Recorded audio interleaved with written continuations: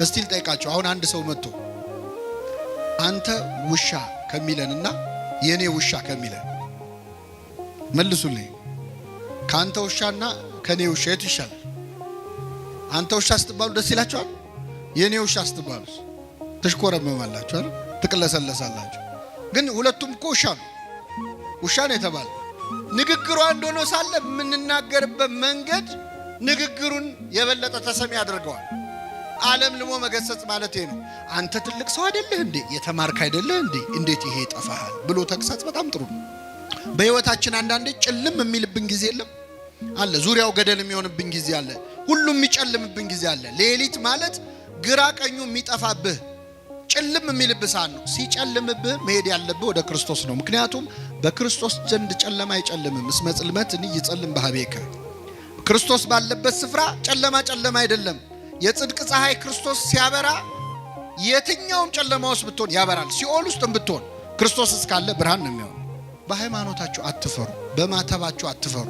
የምትሰሩበት ቦታ፣ የምትማሩበት ቦታ፣ የምትነግዱበት ቦታ ክርስትናችሁ እንዲታይ የማትፈልጉ ከሆነ ኒቆዲሞስ መጀመሪያ የነበረበት ችግር አለባችሁ ማለት የመጀመሪያው ስቴጅ ላይ ነው ያላችሁት። ፈራ ተባለ፣ ደፍሮ እኔ እንዲህ ነኝ ማለት አቃተው። ብዙዎቻችን እንደዚህ ነን እኮ። ነጠላቸውን ጥፍጥፍ አድርገው እኮ ከቢሮ ሲወጡ ቤተክርስቲያን ነው የሚሄደው ለማለት የሚፈሩ ሴቶች አሉ። ቤተክርስቲያን ለመሳለም ጓደኞቹ ፊት የሚያፍር እኮ ጎረምሳል። ክርስቶስ በእኛ ሳያፍራውን እኛ በሱ ልናፍር ነው? እንዳናፍር በሆነ ታችን ርዕስ የሚሆነው የኒቆዲሞስ ክርስትና የሚል ይሆናል። በዚህ ርዕስ ለጥቂት ደቂቃዎች የእግዚአብሔርን ቃል እንማራለን። የአባቶቻችን ለነቢያት፣ ለአባቶቻችን ለሐዋርያት፣ ለሐዋርያውያን አበው፣ ለሊቃውንት በጉባኤያቸው ተገኝቶ ምስጢሩን ጥበቡን ገልጦ እግዚአብሔር እንዲያስተምረን ቅዱስ ፈቃዱ ይሁንልን። የትምህርታችን ርዕስ ምንድነው? የኒቆዲሞስ ክርስትና በሚል ርዕስ እንማራለን። በዮሐንስ ወንጌል ምዕራፍ 3 ከቁጥር 1 ላይ ያለው የወንጌል ክፍል እንዲህ ብሎ ይጀምራል። ከፈሪሳውያን ወገን የአይሁድ አለቃ የሆነ ኒቆዲሞስ የሚባል አንድ ሰው ነበረ። እርሱም በሌሊት ወደ ኢየሱስ መጥቶ መምህር ሆይ እግዚአብሔር ከእርሱ ጋር ከሆነ በቀር አንተ የምታደርጋቸውን እነዚህን ምልክቶች ሊያደርግ የሚችል የለምና መምህር ሆነህ ከእግዚአብሔር ዘንድ እንደመጣህ እናውቃለን አለው ይላል። እንግዲህ አሁን ያነበብነው የወንጌል ክፍል እዚህ ጉባኤ ላይ ያላችሁ ሁላችሁም በሕይወት ዘመናችሁ ለመጀመሪያ ጊዜ የሰማችሁት ወንጌል ይሄ ነው። ለመጀመሪያ ጊዜ ከኔ ጋር ናችሁ? ለመጀመሪያ ጊዜ ወደ ቤተ ክርስቲያን የመጣችሁት መቼ ነው? ለመጀመሪያ ጊዜ ቤተ ክርስቲያን የመጣችሁት መቼ ነው? ክርስትና ስንነሳ አይደለም? ክርስትና ስንነሳ የሚነበበው የወንጌል ክፍል ይሄ ነው። እና ትዝ አይላችሁ? ምንም እንደው አሁን ስታስታውሱ በእርግጥ ጡት እየጠባችሁ የዛኔ ቢዚ ነበራችሁ። ግን ክርስትና ስንነሳ ሕፃንም ሆነን ቢሆን ስጋችን ሕፃን ቢሆን ነፍሳችን ሕፃን አይደለችም አይደለም? ስጋ ባይሰማ ማን ይሰማል? ነፍስ ይሰማል። ይህ የወንጌል ክፍል ሁላችን ስንጠመቅ ቅድስት ቤተክርስቲያናችን አንብባ ሀብተ ክርስትናን የመንፈስ ቅዱስ ልጅነትን የሰጠችን አሁን ያነበብነውን የወንጌል ክፍል በማንበብ ነው። እና ኒቆዲሞስ በእኛ ክርስቲያናዊ ሕይወት ውስጥ ከወንጌል ጋር ስንተዋወቅ መጀመሪያ የሰማነው ድምፅ ነው፣ የመጀመሪያ ስም ነው። እንግዲህ ኒቆዲሞስን የምናገኘው በዮሐንስ ወንጌል ምዕራፍ 3 ላይ ነው ለመጀመሪያ ጊዜ ስሙን የምናገኘው። ከዮሐንስ ወንጌል ውጭም ሌላ ወንጌል ላይ ስሙን አናገኘው። ኒቆዲሞስ የአይሁድ አለቃ ነበረ ብሎ ነው የሚጀምረው ዮሐንስ ወንጌል ምዕራፍ 3። ኒቆዲሞስ አለቅነቱ ስለ 3 ነገሮች ነው። የመጀመሪያው ኒቆዲሞስ በጣም ባለጸጋ ነበረ፣ ባለ ሀብት ነበረ፣ ብዙ ገንዘብ ያለው ሰው ነበር። ሁለተኛ ትልቅ ሹመት ደግሞ ነበረው፣ የአይሁድ ሸንጎ የምክር ቤት አባል ነበረ። ሶስተኛ በጣም የተማረ በዘመኑ የነበረውን ዘመኑ የወለደውን ትምህርት በደንብ የተማረ ምሁረ ኦሪት ነበረ። ስለዚህ ሹመቱ ስልጣኑ ማለት ነው አንደኛ፣ ሁለተኛ ትምህርቱ፣ ሶስተኛ ሀብቱ አለቃ ያሰኘው በጣም ትልቅ ከፍ ያለ ሰው ነበር። ከኔ ጋር ናችሁ? እነዚህ 3 ነገሮች ብዙ ጊዜ አብረው አይሆኑም አይደለ? ስልጣን ያላቸው ሰዎች ሀብት ሊኖራቸው ይችላል፣ ግን ዕውቀት አይኖራቸው። ዕውቀት ያላቸው ሰዎች ደግሞ ሀብት አይኖራቸው አይደለም? ብዙ ጊዜ አይገጥምም፣ አብረው አይሄዱም። ኒቆዲሞስ ግን ሶስቱን ነገሮች አስተባብሮ ያዘ። ትልቅ ሹም ነበረ። በሌሊት ወደ ኢየሱስ ሄደ ይላል። በሌሊት ወደ ኢየሱስ ሄደ። በጣም ይገርማል። በሌሊት ወደ ኢየሱስ ሄደ የሚለው ቃል ምን ያሳየናል? ይህ ሰውዬ ባለስልጣን ነው። ባለስልጣኖች ሌሊት የት ነው የሚሄዱት? ባለጸጋ ነው። ባለጸጎች፣ ሀብት ያላቸው ሰዎች የት ነው የሚሄዱት? ሌሊት የት ነው የሚያሳልፉት? ወደ ጭፈራ ቤት ነው፣ ወደ መጠጥ ቤት ነው፣ ወደ ስካር ነው፣ ወደ ኃጢአት ነው። የተማሩ ሰዎች እናውቃለን የሚሉ ሰዎች ሌሊቶቻቸው ወደ ክርስቶስ የሚሄዱበት አይደለም፣ ከክርስቶስ የሚጣሉበት ነው ሌሊታቸው። ኒቆዲሞስ ግን በሌሊት ወደ ኢየሱስ ሄዶ ነበረ ይላል። የመጀመሪያው ሰዓታት ቋሚ፣ የመጀመሪያው ማህሌት ቋሚ፣ ትጋሃ ሌሊት የሚያውቅ የሌሊቱን ግርማ ሌሊቱን ጸባ አጋንንቱን ድምፅ አራዊቱን ሳይፈራ በሌሊት ወደ ክርስቶስ ይገሰግስ ነበር። ወደ እሱ የምንገሰግስበትን ኃይል ያድለን አምላካችን። ስለዚህ ኒቆዲሞስ በሌሊት ወደ ኢየሱስ ሄዶ ነበር። ይሄ ትጋቱን ያሳያል። ለእኛ ደግሞ የሚሰጠን ትምህርት ምንድን ነው? በሌሊት ወደ ክርስቶስ መሄድ እንዳለብን ያሳያል። ልክ እንደ ኒቆዲሞስ ወደ ክርስቶስ በእግራችን መሄድ ብቻ አይደለም። ሌሊት ማለት ጨለማ ማለት ብቻ አይደለም። ክርስቲያኖች በህይወታችን አንዳንዴ ጭልም የሚልብን ጊዜ የለም አለ። ዙሪያው ገደል የሚሆንብን ጊዜ አለ። ሁሉም የሚጨልምብን ጊዜ አለ። ሌሊት ማለት ግራ ቀኙ የሚጠፋብህ ጭልም የሚልብህ ሰዓት ነው። ሲጨልምብህ መሄድ ያለብህ ወደ ክርስቶስ ነው። ምክንያቱም በክርስቶስ ዘንድ ጨለማ አይጨልምም። እስመ ጽልመት ይጽልም በኀቤከ። ክርስቶስ ባለበት ስፍራ ጨለማ አይደለም። የጽድቅ ፀሐይ ክርስቶስ ሲያበራ የትኛውም ጨለማ ውስጥ ብትሆን ያበራል። ሲኦል ውስጥ ብትሆን ክርስቶስ እስካለ ብርሃን ነው የሚሆነው። እና ኒቆዲሞስ በሌሊት ወደ መድኃኒታችን ወደ ኢየሱስ ክርስቶስ ቀረበ ይላል። ወደ እሱ እንድንቀርብ አምላካችን ይርዳን። ቀረበና ምን አለው? መምህር ሆይ እግዚአብሔር ከእርሱ ጋር ከሆነ ሰው በቀር አንተ የምታደርጋቸውን ተአምራት ሊያደርግ የሚችል ማንም የለም። ስለዚህ ከእግዚአብሔር ተልከህ እንደመጣ እናውቃለን አለው። ተመልከቱ እንግዲህ መድኃኒታችን ኢየሱስ ክርስቶስ በዮሐንስ ወንጌል ምዕራፍ 2 ላይ ከዚያ በፊት ተአምር ሲሰራ ነበር። በቃና ዘገሊላ ውሃውን ወይን አድርጎ ነበር። ከዚያም በጌርጌሴኖን ወርዶ ተአምር አድርጓል። ይህን ተአምር ሰምቷል ኒቆዲሞስ። ምን አለው? መምህር ሆይ አለው። የመጀመሪያው ንግግር መምህር ሆይ ነው። እሱ መምህር ነኝ ብሎ አልተኮፈሰም። ክርስቶስ ከናዝሬት ነው የመጣው ብሎ አልናቀው። መምህር ሆይ አለው። ከዛስ እግዚአብሔር ካንተ ጋር እንደሆነ አንተ የምታደርገውን ታምራት እግዚአብሔር ከእርሱ ጋር ከሆነ በቀር ሊያደርግ የሚችል እንደሌለ ከእግዚአብሔር ተልከህ እንደመጣን እናውቃለን አለ። ራሱን ብቻ አይደለም የወከለው፣ ሌሎች አይሁድ ሹማምንትም እንደኔ አንተ በእርግጥ ከእግዚአብሔር ተልከህ እንደመጣ እናውቃለን ብሎ ለክርስቶስ መሰከረ። ጌታችን ምን ብሎ መለሰለት? እውነት እልሃለሁ ሰው ዳግመኛ ካልተወለደ በቀር የእግዚአብሔርን መንግሥት ሊያይ አይችልም አለው። በጣም ይገርማችሁ። ጥያቄውና መልሱን ተመልከቱ። ኒቆዲሞስ ለክርስቶስ ሙገሳን ያቀረበለት መምህር ሆይ አንተ የምትሰራውን እግዚአብሔር ከረዳው በቀር እኮ ማንም አይሰራውም። አንተ እኮ ከእግዚአብሔር የተላክ መምህር ነህ ብሎ መምህሩን አመሰገነ፣ አወደሰ። ክርስቶስ ግን ምን አለው? መምህርን በማወደስ አይደለም የምትድነው አለ። እኔን በማመስገን አይደለም የምትድነው።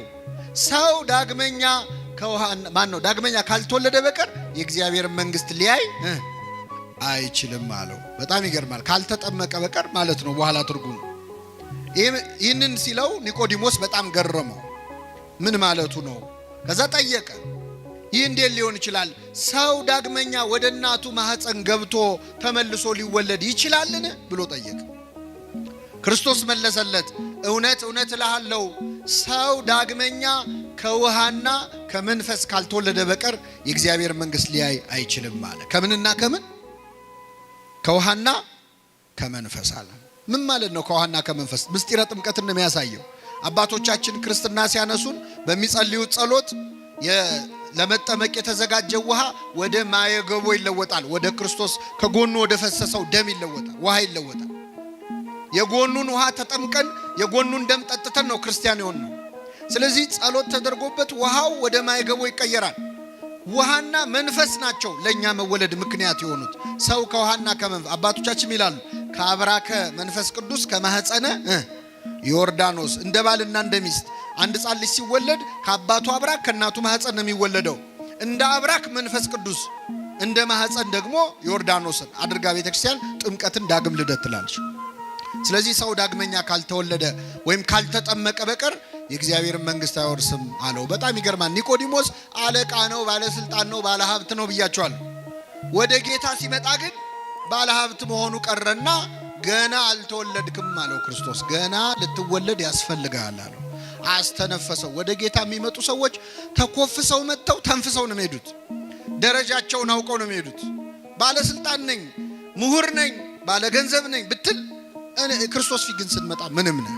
በዚያ ላይ ኒቆዲሞስ በሌሊት የመጣው ዝም ብሎ ለመማር ብቻ አይደለም። በዚያን ጊዜ ከክርስቶስ ተማሪ ሆኖ የታየ ሰው ህይወቱ ላይ አደጋ ይጣልበት ነበር። በተለይ የሸንጎ አባል ከሆነ፣ የምክር ቤት አባል ከሆነ ከምክር ቤት ሊባረር ይችላል። ስለዚህ ሌሊት ያስመጣው የመጀመሪያው ምክንያት ፈርቶ ነው። የክርስቶስ ተማሪ ሆኖ መታየት አልፈለገም ነበር። ተመልከቱ፣ ይፈራ ነበር። ሁለተኛ ገና እስካሁን አልተማረም እንዴ? ከጌታ እግር ስር ቁጭ ብሎ ይማራል። ከ30 ዓመት ጎልማሳ ከክርስቶስ እንዴት ይማራል? ስንት ነገር ያውቃል ብለን ስንገምት ብለው እንዳይንቁት ተከብሮ ያደርጋል ደንቆሮ ይላሉ አባቶቻችን። ሰው ሲከበር እኮ ይደነቁራል። ትምህርት መማር አያምረው። በዚህ ምክንያት ኒቆዲሞስ በሌሊት መጣ እና ሰው ዳግመኛ ከውሃና ከመንፈስ ካልተወለደ በቀር የእግዚአብሔር መንግስት ሊያይ አይችልም። ይህን ጊዜ ኒቆዲሞስ ምን አለ መሰላችሁ? ይህ እንዴት ሊሆን ይችላል? ኒቆዲሞስ ስንት ጥያቄ ጠየቀ? 2 ጥያቄ ጠየቀ። መጀመሪያ እንዴት ሰው ወደ እናቱ ማህፀን ሊመለስ ይችላል አለ። ለሱ መለሰለት። እኔ ወደ እናት ማህፀን ተመለስ አላልኩህም፣ ከውሃና ከመንፈስ ነው የምትወለደው አለ። ሁለተኛ ጥያቄ ጠየቀ። ምንድነው ጥያቄው? ይህ እንዴት ሊሆን ይችላል? የመጀመሪያው ጥያቄ መረጃ ከማጣት ዕውቀት ከማጣት የተጠየቀ ጥያቄ ነው። ክርስቶስ መለሰለት። ሁለተኛው ጥያቄ ግን የጥርጣሬ ጥያቄ ነው፣ የክርክር ጥያቄ ነው። እንዴት ሊሆን ይችላል? እግዚአብሔር ዕውቀት አጥሮን የምንጠይቀውን ጥያቄ ይቀበለናል። እምነት አጥሮን የምንጠይቀውን ጥያቄ ግን ያዝንብናል፣ ይቀየመናል። እየተነገረ እንዴት አትሰማም? እየነገርኩ አይደል ወይ? ለዚህ ነው እኮ እመቤታችንን ስናመሰግናት እንደ ዘካርያስ ሳትጠራጠሪ፣ እንደ ኒቆዲሞስ ሳትከራከሪ ያመንሽ ብፅዕት ነሽ እንላለን። ኒቆዲሞስ ክርክር ነው የገባው ከክርስቶስ ጋር። ይህን ጊዜ ምን አለው? አንተ የአይሁድ መምህር ስትሆን ይህንን አታውቅም አለው። አባቶቻችን ይላሉ ዓለም ልሞ ገሰጸው ይላሉ። አንተ የአይሁድ መምህር ስትሆን ይህንን አታውቅም እንዲህ አለው። ዓለም ልሞ መገሰጽ ማለት ምን መሰላል? ክብሩን ጠብቆ መገሰጽ ማለት ነው። እየሰማችን አሁን እኛ ብዙ ጊዜ ሰዎችን ስንገስጽ ክብሩን ጠብቀን አንገስጽ። ይህንን አታውቅም እንዴ ነው የምንለው በቀጥታ። እሱ ምን አለው? አንተ የአይሁድ ምን ስትሆን? ከኔ ጋር ናችሁ? እስቲ ልጠይቃችሁ። አሁን አንድ ሰው መጥቶ አንተ ውሻ ከሚለንና የኔ ውሻ ከሚለን መልሱልኝ። ካንተ ውሻና ከኔ ውሻ የቱ ይሻላል? አንተ ውሻ ስትባሉ ደስ ይላችኋል? የኔ ውሻ ስትባሉ ትሽኮረመማላችሁ አይደል? ትቅለሰለሳላችሁ። ግን ሁለቱም እኮ ውሻ ነው፣ ውሻ ነው የተባለ። ንግግሩ አንድ ሆኖ ሳለ የምንናገርበት መንገድ ንግግሩን የበለጠ ተሰሚ ያደርገዋል። ዓለም ልሞ መገሰጽ ማለት ነው። አንተ ትልቅ ሰው አይደለህ እንዴ? የተማርክ አይደለህ እንዴ? እንዴት ይሄ ይጠፋሃል ብሎ ተግሳጽ በጣም ጥሩ ነው። ክርስቶስ የማያስተምረን የለም እኮ አክብሮ። አንተ የአይሁድ መምህር ስትሆን፣ የእስራኤል መምህር ስትሆን እንዴት ይህችን ነገር አታውቅም አለው ክርስቶስ። ከዛ ምን አለ? ከስጋ የተወለደ ስጋ ነው፣ ከመንፈስ የተወለደ ምንድን ነው? መንፈስ ነው። ከመንፈስ ትወለዳላችሁ ስላልኩ አታድንቅ። ማለት የምትወለዱ ልደት የስጋ ልደት አይደለም፣ መንፈሳዊ ልደት ነው።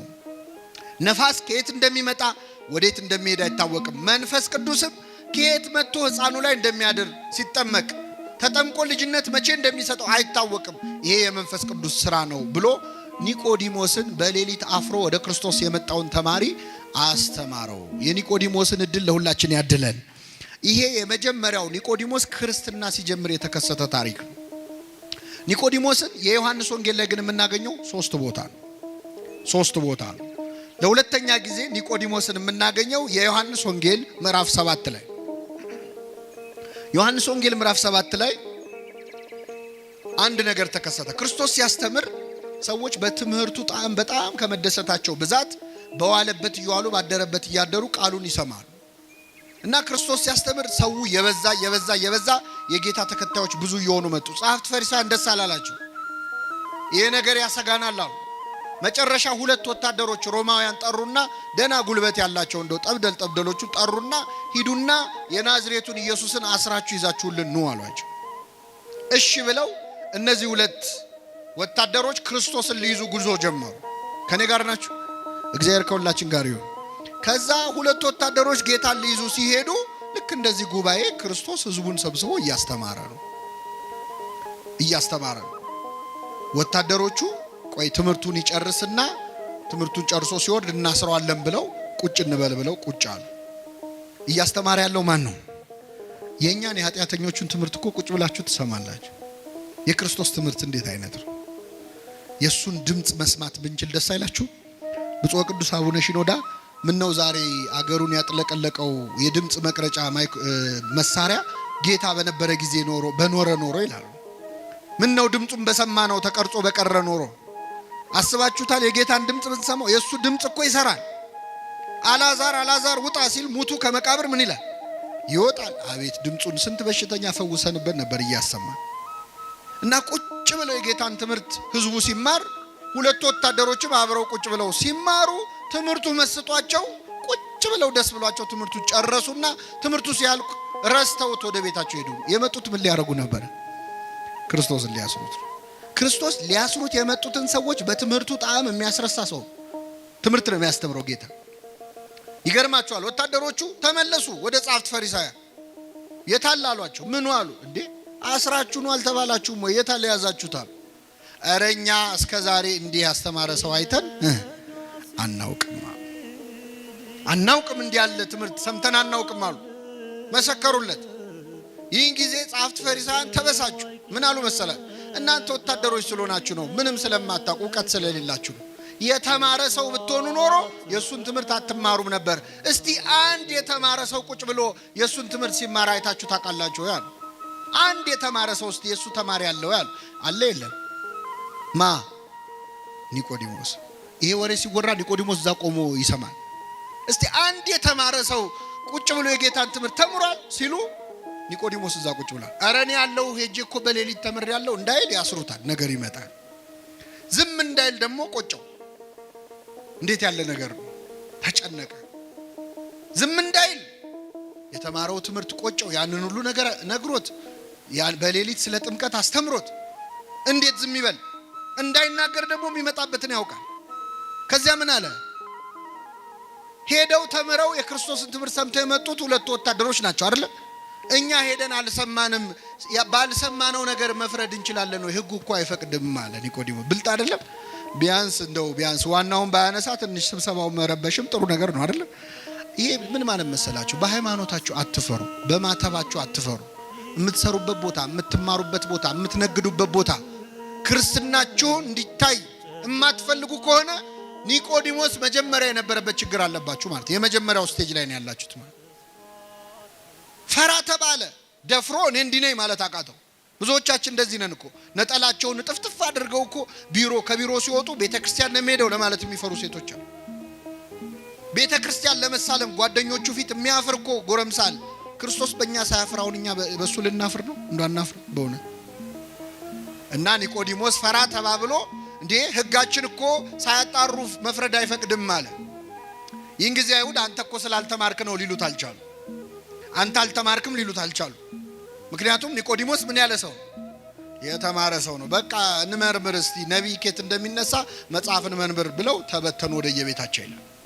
ይሄ ሁለተኛው የኒቆዲሞስ ክርስትና ደረጃ ነው። የመጀመሪያው ፍርሃቱ ነው። ሁለተኛው ፈራ ተባ ያለበት ነው። ሶስተኛው ልንገራችሁና አበቃለሁ። ኒቆዲሞስን ለሶስተኛ ጊዜ የምናገኘው በዮሐንስ ወንጌል ምዕራፍ 19 ላይ ነው። በዮሐንስ ወንጌል ምዕራፍ 19 ላይ ኒቆዲሞስ እንደ መጀመሪያው ቀን በሌሊት ፈርቶ ክርስትናውን በድብቅ ላድርግ ሳይል፣ እንደ ሁለተኛው ቀን ፈራ ተባ ሳይል በአደባባይ ክርስትናውን የገለጸበት ቀን ነው።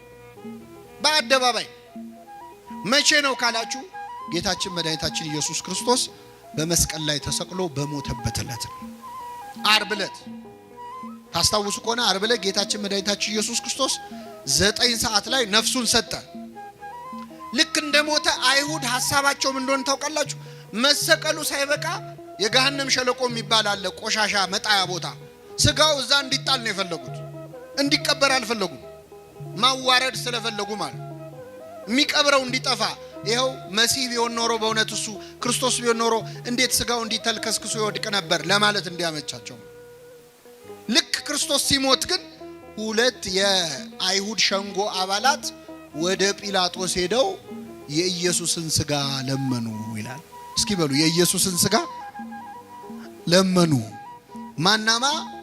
ዮሴፍና ኒቆዲሞስ ናቸው።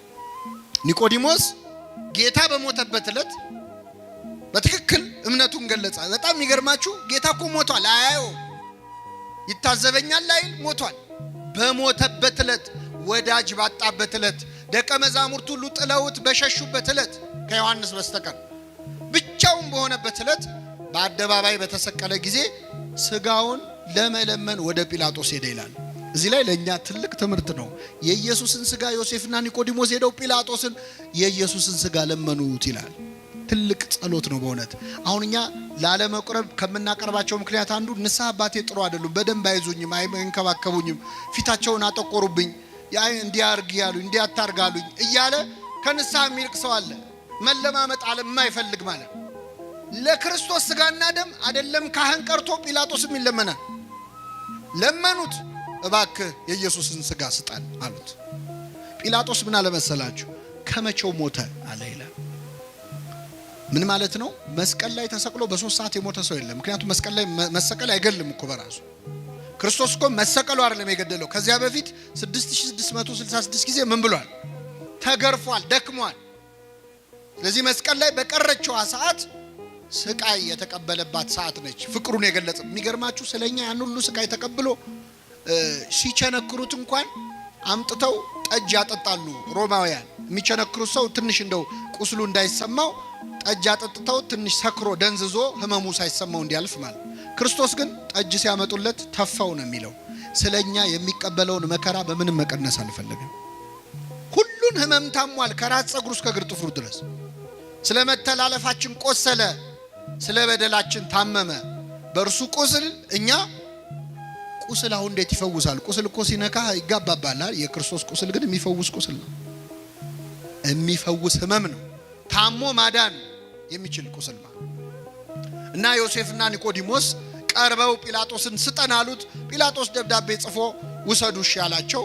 ዮሴፍና ኒቆዲሞስ ክርስቶስን ከመስቀል አወረዱት። አይሁድ እየገላመጧቸው፣ ጸሐፍት ፈሪሳውያን እያዩአቸው ስልጣናችን ገደል ይግባ ብለው ማለት።